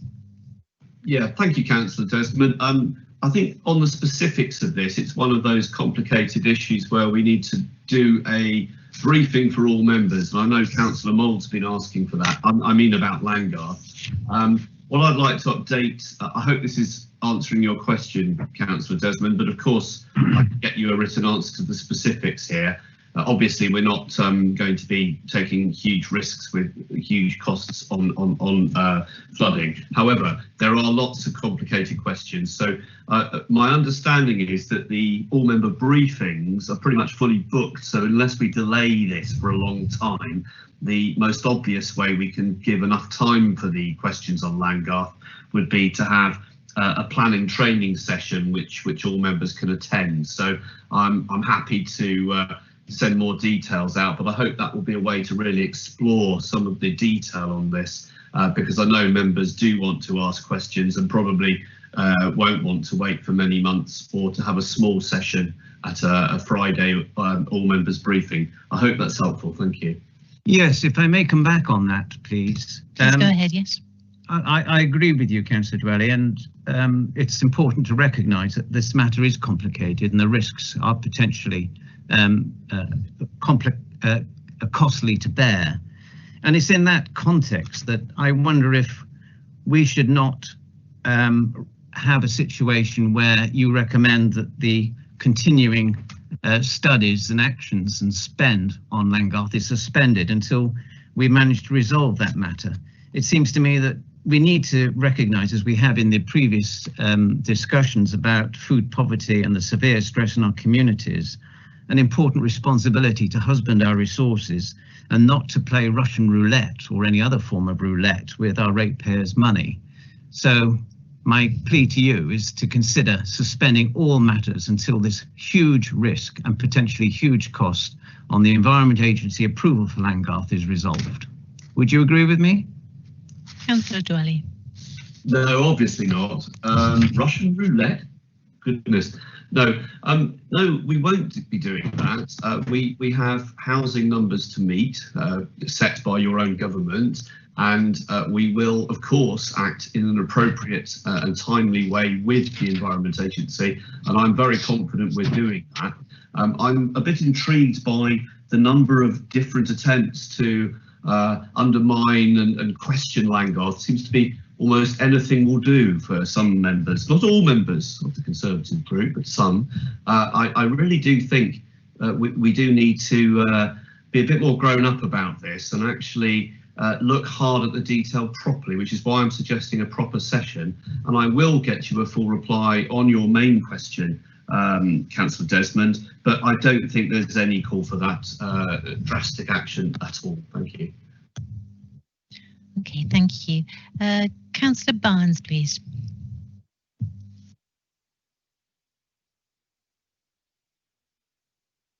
Thank you, Chairman. My question is to Councillor Jeff Brown. And the question is, for the last 3 years, I've been asking him to allow the lane off of Trellis Roundabout to be available to Royal Cornwall Hospital Trust for staff dealing with emergency services. And now that we are in lockdown 2, can you please ensure that this is done? Councillor Brown, please. Yes, thank you, Councillor Barnes, for your question, but unfortunately the answer is still the same. The lane was actually closed for safety reasons because there were issues with vehicles reversing out of the junction, which was potentially dangerous. What I can assure you is that as soon as lockdown is released, we will be looking at improving the situation for the park and ride to enable staff to use that, which is a very cheap option for parking. But I do share the concerns of Councillor Taylor about the charges at Royal Cornwall Hospital Trellis, which clearly is outside of our control. But I noticed that they were free the other day, and when I visited last week to the fracture clinic, the parking charges are back on the car parks again. Councillor Barnes, do you wish to come back on that? I think I'm wasting my breath for Councillor Brown, Madam Chairman. We'll move on, shall we? The next block of 3 councillors are Councillor Martin, Colin Martin, Councillors Rushworth and Councillor Olivier. So Councillor Martin first, please. Right, thank you. I hope my dog doesn't perk up while I'm talking. So this is a question for Councillor Hawkin. If you tried to get a COVID test online now, the website says that there are no sites in Cornwall offering them. If you looked 5 minutes ago, it would have said you could have a test if you got there by 3 o'clock. If you looked 5 minutes ago, it would have told you very informatively that although there are no more slots available today, more will be made available this evening. But when you look after 3 o'clock, you don't get that message. You're simply told there are no tests available in Cornwall and you're advised to drive to Plymouth. And that applies even if you're down in Penzance. So why is it that the national COVID testing website is still telling people this information and advising them to drive to Plymouth? When will the problem be fixed? Just by simply putting a more accurate message in place. This is the same thing that's been happening since May, and we still don't seem to have a solution to it. And also, what percentage of COVID tests carried out in Cornwall through the national testing system are being returned within 24 hours? And when do you expect that figure to reach 90%? Thank you. Councillor Hawkin, please. Councillor Hawkin. Thank you. Yes, so thank you for reporting an issue with the website. We do regularly pass on issues with the website. I think the most alarming one for me was when they said that they were going to have it down for an indeterminate period for doing some work on it, and it was quite alarming that they didn't specify how long that period was, so you didn't know when you were supposed to check back. So appreciate that there are often some frustrations with the website. Every time we experience a particular one, then we pass it on, and we can certainly do the same in this instance. In terms of the percentage of COVID tests coming back within 24 hours, I can certainly ask that that's forwarded to all members. I know that we're not experiencing the same concerns that we did a few weeks back in terms of the level of reports to us of people who've had results that have been significantly out of time, but I am personally aware of a number of care homes doing their regular tests where it has been an unacceptable length of time to get that test returned. So I will get you the latest figures and make sure they're circulated. Thank you. Do you wish to come back on that, Councillor Martin? Yeah, thank you for those answers. And I appreciate part of the difficulty is, this is a national system that you don't have so much control over, and you can keep passing the same messages on that you've been passing on for months and months. But if the national system doesn't listen to us, then we're stuck with a system that doesn't work properly, and people are left with difficult choices like, whilst feeling poorly with COVID, do I spend 3 hours in a car driving to Devon and back? And in terms of the turnaround time, I think it was much more visible when people couldn't get a slot and they couldn't get tested. I think now people generally can get a slot within 24 hours, albeit that sometimes if they look at the wrong time of day, they end up having to drive further than they would have done. My worry is how long it's actually taking for those tests to be turned around. I'm aware of a school in the last couple of weeks where a member of staff got tested on the Tuesday, but the school didn't find out, or the individual didn't find out till the Friday that it was a positive result. And as far as I'm aware, neither the national test and trace system nor the local test and trace system has actually been in touch with the staff at the school to find out the contact details of the children, to speak to them to make sure that they're all isolating properly. So my supplementary question is, if we can't rely on the national system to give tests promptly, then don't you think it's time that we increase the capacity of our own local system to do more of the testing, and particularly as these rapid lateral flow tests come out, where people can potentially there'll be thousands and thousands of people doing these 30-minute tests at home. The problem with those is that there will be some false positives, and people will be advised, you've tested positive on the rapid test, we advise you to go and get a PCR swab test. Suddenly that's going to mean more demand on the system again. And I don't want to be back here in January finding out that, once again, that the national system has let us down. Councillor Hawken? So, as usual, Councillor Martin, you said so much, it's really hard to sort of pick through and identify what might actually be questions there rather than just rhetoric. So I guess... Sorry, to be clear, the question is, don't you think that you need to look at what it would take to set up our own testing system locally, so we're not depending on the national system? So our own local capacity around testing, contact tracing, etc. expands all the time. It does that in conjunction with the conversations with the national system, so that we are able to take on, develop further what our local offer would be. In terms of the specifics from all of the things that you were saying then, there seemed to me to be an issue there that absolutely should be escalated within the system. So if for school staff who, from what you were saying, had quite a long window for waiting for results, and that the notification perhaps hadn't come through to school in the way that it should do, that is the sort of thing that I would absolutely not be expecting to hear in full council. That is something that I would expect to be escalated to the team as soon as that was an issue. So please, can you make sure that whichever school member of staff that was, that they're able to forward that information immediately, please. Okay, thank you, Councillor Hawken. And before I let you go, I'm just going to say thank you for circulating the response, Councillor Hawken, that you gave to Councillor James. It's really helpful, really detailed, and very reassuring as well. So thank you for that. And also, I love your background. It's very good. You're on mute. Councillor Rushworth, please, for the question. Thank you, Madam Chairman. I suppose I'm going to have to ask this question to Councillor Ethel Gibbons and possibly Councillor Dwelly. I can't quite understand why there was no, before I ask my question, there was no response to Councillor Harris's question. because everything he's saying is in the public domain. It's a big problem. It's a big problem for the council regarding Langgarth, and I believe it needs to be dealt with quickly. It appears that a mistake has been made and there is no easy way of getting around it. So we are where we are. I believe the three options open to the council are: one, the council will have to redesign the entrance to another location to avoid paying the Cambridge and Stokes valuation, which could cost several million. Two, contest the covenant, which could take years. Three, we have to pay to buy off the covenant. We are dealing with Cornwall Council taxpayers' money here, and with the Hale, Cormac and the issues, the public are beginning to lose trust with the council. So from today, I believe we have to be open, transparent and honest to start winning back the trust, and that means not dodging the questions.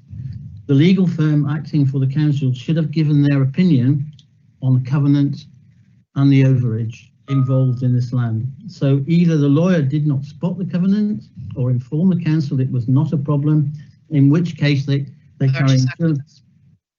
All right. In which case they carry insurance and the council can claim the costs back.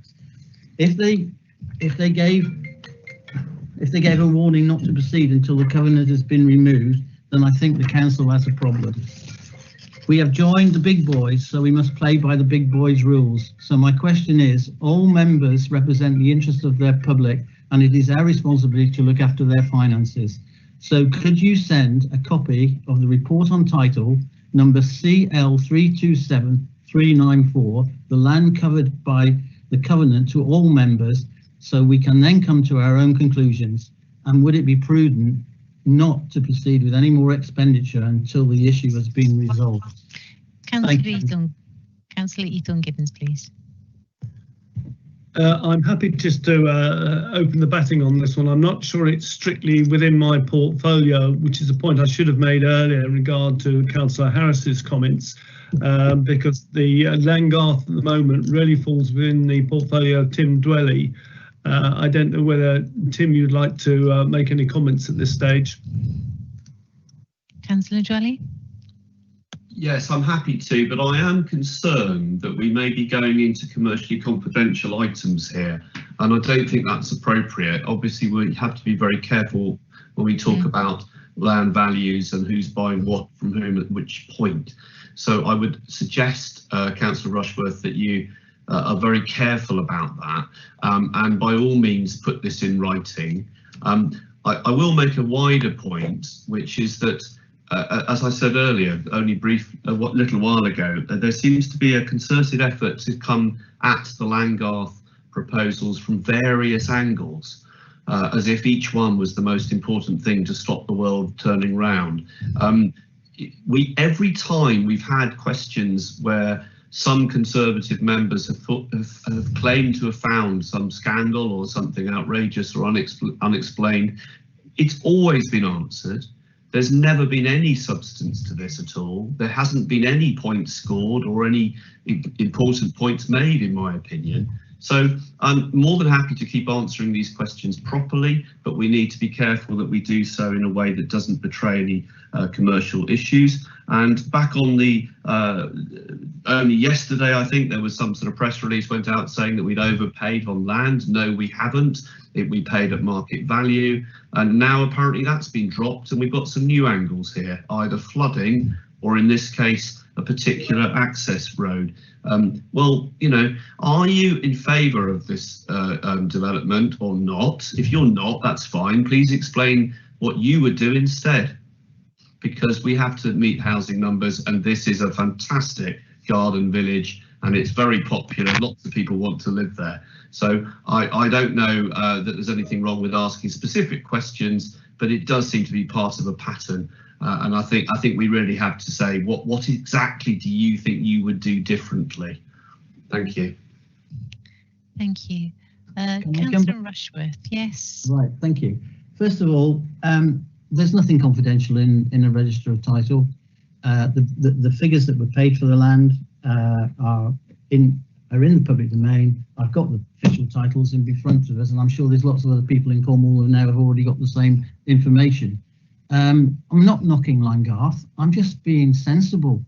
You know, if you're spending lots of money on a piece of land that you can't get to because there's a covenant on the road, you've got to look into that situation. I'm not trying to cause problems or anything. I'm just saying no company, no PLC in the world would go ahead and spend more money, or would have spent the money in the first place, with that covenant in place.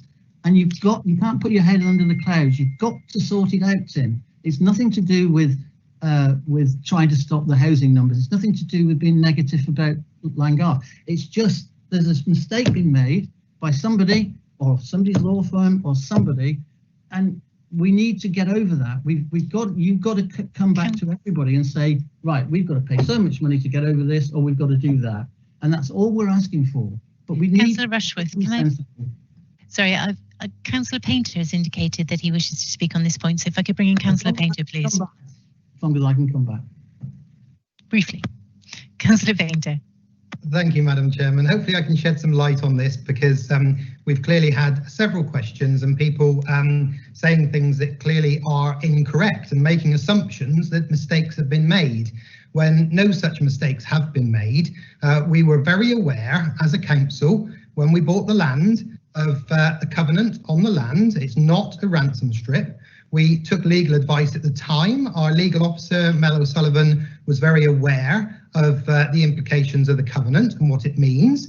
We know what we can do to overcome that covenant and deliver what we need to deliver, and it will not cost us millions of pounds. So we were very aware before we bought the land, and we know how to mitigate against that. So there's no great secret, there's no great mistake. I think, as Councillor Dwelly says, every time we've been questioned by the opposition, quite rightly, about what we're doing, not once have they come up with anything to say that we've done something wrong. So, I think members do need to speak carefully when they're in public meetings, when they're accusing of officers of making mistakes, accusing the administration of making mistakes, when we were fully aware of that. And, that's part of the work of officers, is to get on and do it. But not everything is done in public, certainly when we're buying land and we're working through solicitors. So I would like to assure members of the public, as well as other councillors, that we are very aware of this issue that's been raised and it is being dealt with.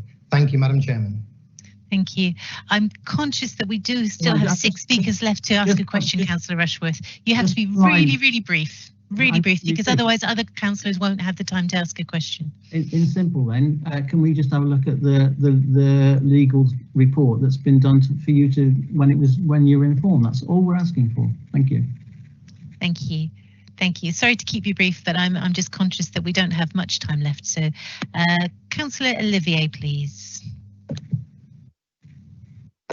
Hello, Chair. Yeah, I'm staying off camera because the cat's turned up, and it would be too much trouble to remove it, right? But I think it goes to Andrew Mitchell. It's to reiterate a point I raised at economy scrutiny. I realise it's a complex subject, but could I have, and I think others would be interested as well, a figure for how much government support, government financial support, this council is getting to provide social and affordable housing, using that term in the broader sense? It's a question I get asked a lot, and I can't really answer directly because it is complex, different sums for different reasons. So could we have an answer to that, which I think would be of general interest? How much financial support are we receiving from the government to deliver the necessary social and affordable housing in Cornwall? Councillor Mitchell. Thank you, Madam Chairman. So I'll reiterate the answer that Councillor Olivier got at the Economy Scrutiny Committee. It's certainly a fair question, and one that I think the answer will have public interest in. There are many different pots of money coming forward at the moment during this crisis, and we welcome that from the government. We're also putting considerable resource from the council itself into helping homeless. And I can only repeat the answer that John Lloyd Owen gave, and I will chase up as to how far we've got to calculating it, that rather than give a knee-jerk reaction and a made-up figure, we will actually go through everything and make sure you have a full response and factually correct figure of how much sort of basic regular income the council receives from the government to support us in this important area. Thank you. Yeah. Councillor Olivier? Yeah, thank you for that, Councillor Mitchell. I mean, I'm willing to consider the possibility that I've been really unfair in the assumptions that I've been making about the government, that they're not doing nearly enough. So I await the answer with interest, but sooner would be good. Thank you. Yes, I fully appreciate that, and certainly in fighting homelessness, there is a commitment from government, but I would fully support you in the view that they could always do more. We could all always do more in that area, which is why I would like to make sure, as the officers would, that the figure we give you is absolutely correct, and maybe then we could open out the debate into whether or not we think that is a full, right and fair figure for Cornwall to receive. Right, thank you. Thank you. So, councillors, I have 5 councillors who have questions left, so I'm going to read out all of their names. We have councillors Fitter, Biscoe, Biggs, Giles and Ellenbrook. Officially, we don't really have time to take everybody, but I will try and allow everybody to speak. So I would appreciate it, though, if the people putting the questions could keep them as brief as possible. So, Councillor Fitter, please. Thank you, Madam Chairman. It's a question for the leader. And leader, Cornwall was due to receive approximately £350 million in the next tranche of money coming from Europe. That's from 2021 for a period of 4 years. The Prime Minister at the time of the referendum promised that Cornwall would not lose out and we would certainly receive any money in funding from central government that we were due to receive from Europe. Can you indicate to me at this moment of time to what steps has the United Kingdom government taken to address this problem of this amount of money that was due, and have they made any promises thus far to you to deliver it? Thank you. Thank you, Councillor Fitter. Councillor German. Thank you, Madam Chairman. Thank you, Councillor Fitter, for your question. So we've had various statements from the Prime Minister and others saying that we won't be any worse off, but we haven't received any detail about funding from government as of yet. Said Prosperity Fund is being talked about now, and perhaps we'll have more information from the Chancellor tomorrow. I'm very much looking forward to understanding how we will receive that loss of funding from Europe to Cornwall, and that will be replaced by government. So no evidence of that being replaced yet, but plenty of promises. So looking forward to seeing it, Councillor Fitter. Thank you. Thank you. Councillor Fitter, do you have a supplementary question? Just a quick follow-up to Councillor German, just to say it's obviously not helpful to not receive the information, because presumably if we were assured of the European fund, then already plans would have been put in place as to what projects we were going to identify and spend the money on. So this delay is not helpful to Cornwall or indeed the administration. Thank you. Thank you, Councillor Fitter. No, it's certainly not helpful to Cornwall. Businesses could be planning for what they would like to be doing to draw down funding. We could be doing more around future skills programs. So with the pandemic and the loss of jobs, we could be doing more to ensure that people are retrained, reskilled to get back into work. So potentially having a gap between the European funding and the government replacement funding is damaging our economy. Thank you. Thank you, Madam Chairman. Thank you, Councillor Chairman. Thank you. Councillor Biscoe next, please. Chairman, I am, yes. So I wonder, just before I put my question, I would just like to add a little addendum to Jane Kirkham's question. I think she asked about business rates at Newquay Airport. If Cornwall, if Newquay Airport has a holiday from business rates, will that affect Cornwall Council's income from business rates? And my question is this, and this is going back to the question I asked earlier on to save a lot of kerfuffle, and that is of Adam Painter, which is in supporting the development of the bids and the delivery of the projects and the appraisal of the projects as part of the Towns Fund, both the accelerator projects, and which is the early one, and the main £25 million schemes, programmes. Is the council, in order to make sure that they respond in a timely way, because these are very tightly time-limited programmes, is the council making the full and best use of the excellent assets that we have at Cornwall Development Company, who have been doing this work of a very, very high standard and according to tight deadlines for many, many years, or are we relying on something else? And if we're not using CDC, why on earth not? And that question also, I think, tracks back to what the leader has just said about what we do with shared prosperity, because the same basic infrastructure that's at CDC will, of course, enable us to effectively and efficiently deliver shared prosperity should it ever materialise. Indeed, thank you. Councillor Painter, please. Thank you, Chairman, and thank you, Councillor Biscoe. I know we were both on a meeting earlier this week about the Towns Fund, and I think clearly it is very important. There are deadlines, and it's very large amounts of money if we're talking 100 million investment potentially, or up to 100 million, which would be fantastic. So we do want to make sure that we hit those deadlines and work with all the towns and the city to make sure that we can do that.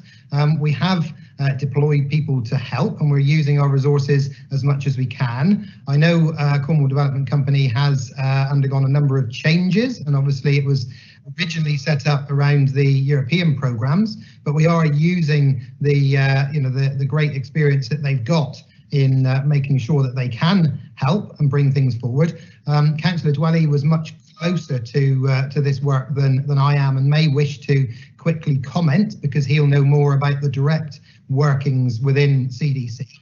On the business rates, if the government give business rate holidays, then they do reimburse the council for that. So that's one thing, such a small business rate relief, although obviously the individual gets that rate relief, the council do get recompensed for that relief. So that would be the same with the airport. If the airport was given a business rate holiday, the council wouldn't lose out as far as income and the 100% of those rates that we receive. So Madam Chairman, I don't know if Councillor Dwelly would be allowed in just to say a few words, but yes, I did see he indicated. Thank you. Grand. Councillor Dwelly, please. Yes, just briefly, Bert, Councillor Biscoe, CDC are already looking at one or two of the town's proposals with a view to potentially managing some aspects of those should we get the funding.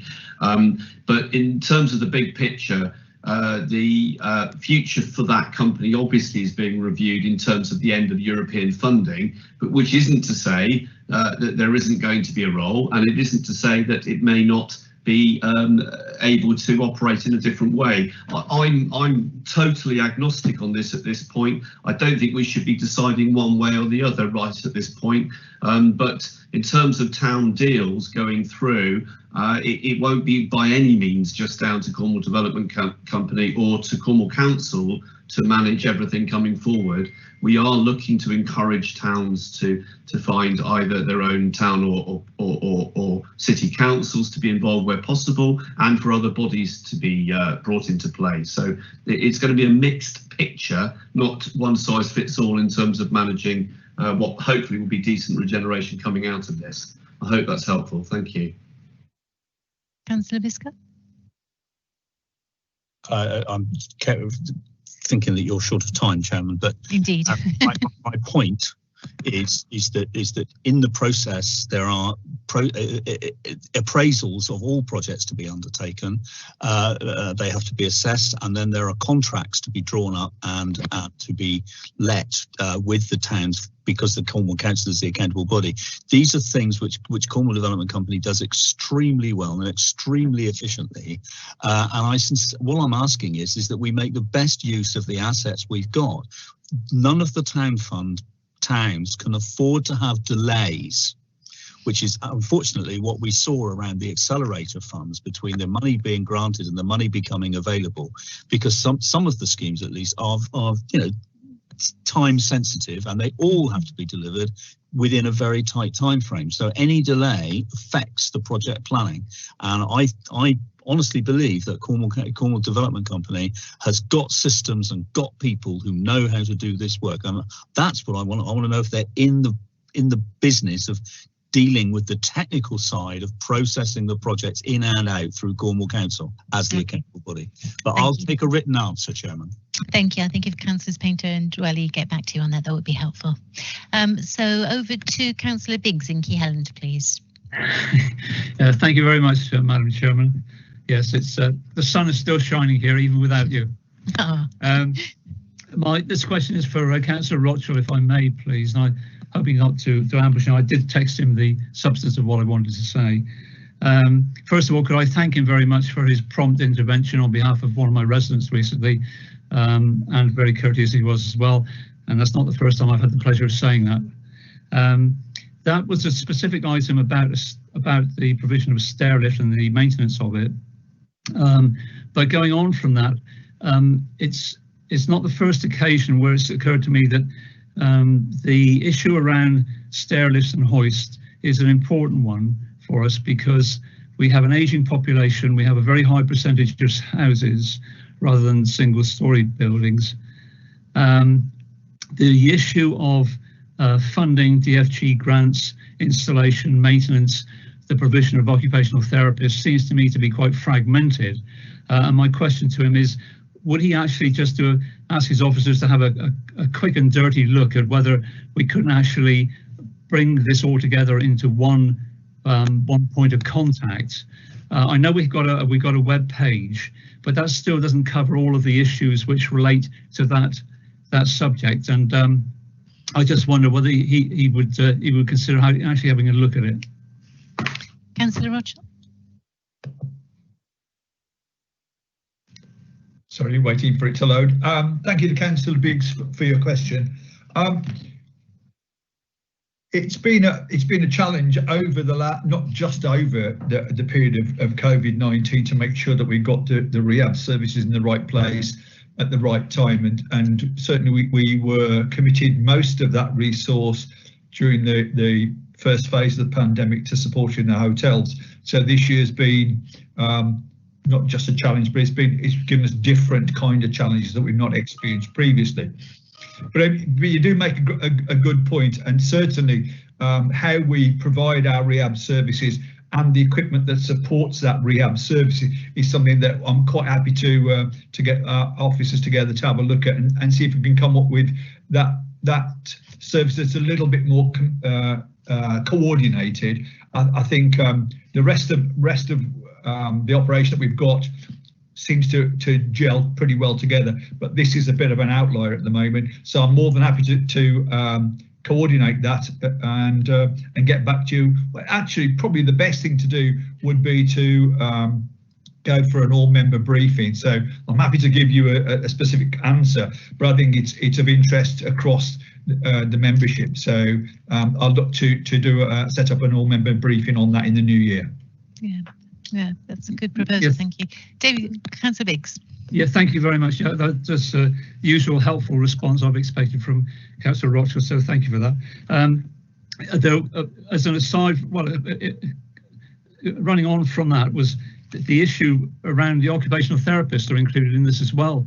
I've been told in the past that we couldn't have an appointment with an OT specialist for 12 months. And yet, when one of my residents has applied for a blue badge, we can find an occupational therapist almost immediately to do the test through. So again, there's some issues around what resources we've got and where they are. But certainly the stair lifts and hoist, I think there really should be some kind of central provision where anybody who doesn't have specialist knowledge of these things can actually come in and just say, that's the front door. And from there, we can find out everything we need to know, which is not the case at the moment. So thank you. Okay, happy to sweep all those points up in the review. Thank you. Councillor Mitchell, do you have a comment on this? Yes, thank you, Madam Chairman. If I could also just say it's an issue for the Housing Department as well. We have a considerable amount of money that we pay on improvement grants for things like showers, stair lifts, handrails, etc. There was obviously an interruption to that service over COVID, but officers have plans to try and work the backlog that's occurred down as quickly as possible. Any information, however we decide to disseminate that to members, I'd like to make sure that we work together, Rob, and make sure. But the point about OTs is very well made. We had vacancies. It took us a very long time to fill those opportunities for people, and we were let down on a number of occasions. But there is also this strange thing where if an NHS OT has done an assessment, a council OT has to do one if it comes into the council domain, and vice versa. And I believe that an OT assessment should be an OT assessment and accepted by everybody. So I'd like to certainly try and push that forward along with you, Councillor Biggs, and I'm sure the rest of the members of the council. Thank you. Grand, thank you. Councillors, we have officially gone over time. I do have 3 councillors left. So there's Councillors Giles, Ellenbrook, and Councillor McClenning wants to slip in there with an extra question, but it needs to be very, very brief, please, Councillor McClenning. Councillor Giles, please. You haven't spoken yet in this meeting, so please do put your question. Thank you, Chair. This is a question for the leader. You said you were going to consult with the group leaders over the decision to have an independent inquiry into the Cormac incident at Grandpound Road. Has that meeting taken place yet, please? Leader. Thank you, Madam Chairman. Thank you, Councillor Giles, for your question. No, that meeting hasn't taken place yet. Councillor Giles. Could we have some form of date as to when that is going to happen, please? I know that there's several members who are extremely concerned about what went on there, and we want to know what the answers are, please. Thank you. Well, members will need to wait for the independent review to know what the answers are. But in terms of bringing terms of reference and potential people to carry out the review, I'll do that when I'm ready to do so. I expect that to be by the end of next week. Thank you. Thank you. Councillor Ellenbrook, please. Thank you, Chairman. A couple of things, really. First of all, a comment, piece of praise to the housing team. We have had some issues locally with rough sleepers, etc., and I have to say that the work that's being done has been remarkable, and I would like to place on record the appreciation for the huge amount of hard work that has been done on that. But my question is, I've been quite concerned, I think, about what's gone on today with people accusing people of all sorts of unpleasantness and what have you. And I just wondered, there seems to be a I don't know how to describe it really, a let's kick the Tories campaign going on, which is fine because this is a political organisation, so you'd expect that.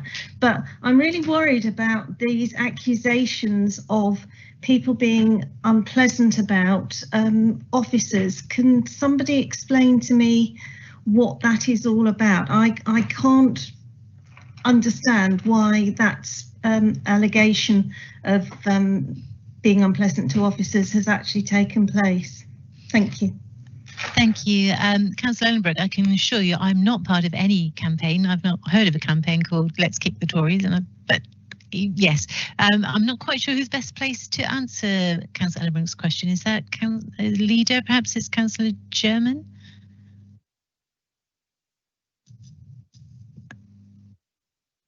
Or perhaps thank you, Madam Chairman. I would suggest that Councillor Ellenbrook watches the meeting back. I was asked a question about the relationship between councillors and officers, not a question about disrespect to officers. Thank you.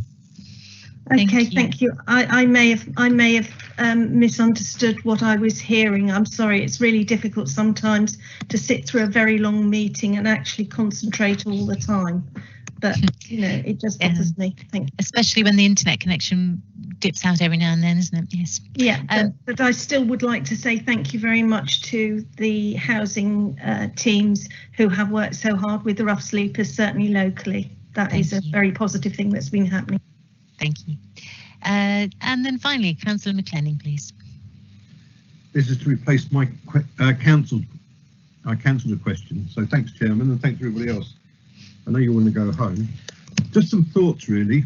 To address, firstly, to Councillor Mitchell, just to say that we've got the Cornwall Housing Board meeting tomorrow, and I've got a lot of queries within my division at Cornwall Housing, which I hope would be okay to bring up in my passionate way.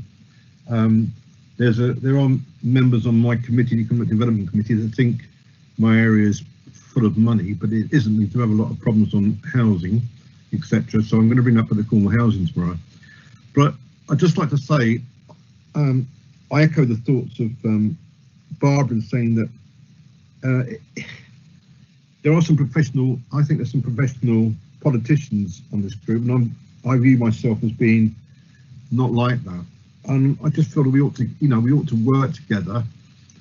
And I'm going to go back just quickly. This morning, when I mentioned about jobs, and I think the vision is a good idea, great idea, but I never get any substance. And I've been to so many presentations about the jobs, that could come forward to Cornwall. And I would really emphasise that we've just finished this working party on the rural areas linked into the towns with various witnesses, and there's a fantastic piece done by the Clay Village councillors, which we're recommending that other network areas should do it. But I'm asking that the Cabinet really read it, because today, sat here now for quite a few hours, and I haven't heard once the Clay country mentioned. I know Councillor Dwyer is saying, oh, this is a platform for Penzance, so if it works, money might be able to go elsewhere and da-da-da-da-da. 3 seconds. But I just get sort of frustrated. I'm like leader and deputy leader. We seem to be in a neglected area. So I'd like you to leave that with your thoughts. Thank you. I think there was a question in there for the leader. Have you read, is it the Clay country, China Clay? He won't have seen it. I just asked him that they really give it some thought. Well, he won't. Okay. Respect him, he won't have seen it yet. Okay. Thank you, Madam Chairman. I'm happy to read that document, and I'm also very happy to mention the Roseland, because that hasn't is an electoral division that hasn't been mentioned yet in this meeting. We're working hard on the Roseland to make good things happen. Great community effort around Roseland together to make sure that people aren't going hungry. Lots of good work, as I know there is in all divisions around Cornwall, championed by their local members. So very good that Councillor McLennan is championing his area. Unfortunately, in a full council meeting, we don't have enough time to get around all 123. Thank you. Okay, thank you. I'll let you off, leader. So that comes to the end of the question time for Cabinet members, and finally there on the agenda is any other business that I consider to be of urgency, and I'm sure you'll be relieved to hear me say that there is no other business that I consider to be of urgency that needs to be discussed now. So thank you very much, councillors, and I hope I was greatly encouraged by the debate around the free school meals and the way that people really engaged with all our debates today, actually. So thank you for your passion, for your dedication, and have a restful Christmas. It's going to be very busy come January onwards in the new year. So please have a great break at Christmas, stay safe and stay cheerful. Goodbye, one and all. Thank you, Hilary. Well done. Well done, Hilary. Thank you, Chairman. Cheers, guys. Thank you, Hilary. Merry Christmas. Bye. Good meeting, Hilary. Well done. Good meeting. Thank you, Hilary. Thanks, everyone. Bye.